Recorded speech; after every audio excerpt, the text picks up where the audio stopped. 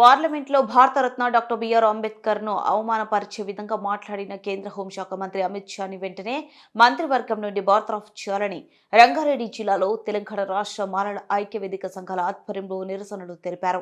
ఈ రోజు అన్ని మాల సంఘాలు, ప్రజా సంఘాలు, అంబేద్కర్ సంఘాలు కూడుకొని బీజేపీ పార్టీ కార్యాలయం ముట్టడించే కార్యం జరిగింది.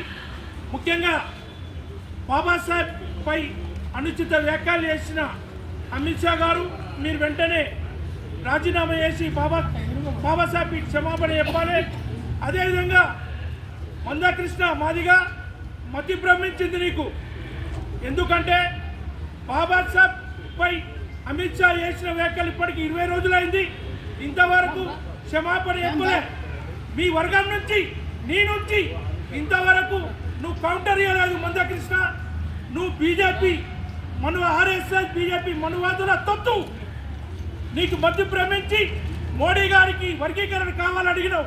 నువ్వు అదే చదువుకొని నింటే, బాబాసాహెబ్ ఇచ్చిన అక్షర జ్ఞానం నీకు వచ్చింటే నువ్వు వర్గీకరణ కాదు, నువ్వు రాజ్యాంగం ప్రకారం మాకు వాటా పెంచాలి, రిజర్వేషన్ శాతం పెంచాలని అడిగేవాడివి. కానీ నువ్వు అలా అడగలేదు. దానికి కారణం నువ్వు చదువుకోకపోవడమే కారణం. అదే నువ్వు బాబాసాహెబ్ వాళ్ళ జ్ఞానం పొంది ఈరోజు నువ్వు చదువుకునింటే నువ్వు ఆ రోజు అడిగే విషయం, మోడీ గారిని అడిగారు ఏం కావాలని, నువ్వు వర్గీకరణ కావాలని అడిగావు. కానీ నీకు మతి భ్రమించి నువ్వు ఆర్ఎస్ఎస్ బీజేపీ మనువాదుల తొత్తు కాబట్టి రిజర్వేషన్ శాతం పెంచుంటే ఈరోజు దళితులంతా నీకు సలాం కొడుతుండే.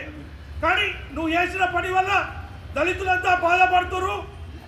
మందకృష్ణ, ఖబర్దార్, ఇప్పటికైనా మాలలపై నువ్వు ఏడుస్తే మాత్రం నీ శవయాత్ర తీస్తాం.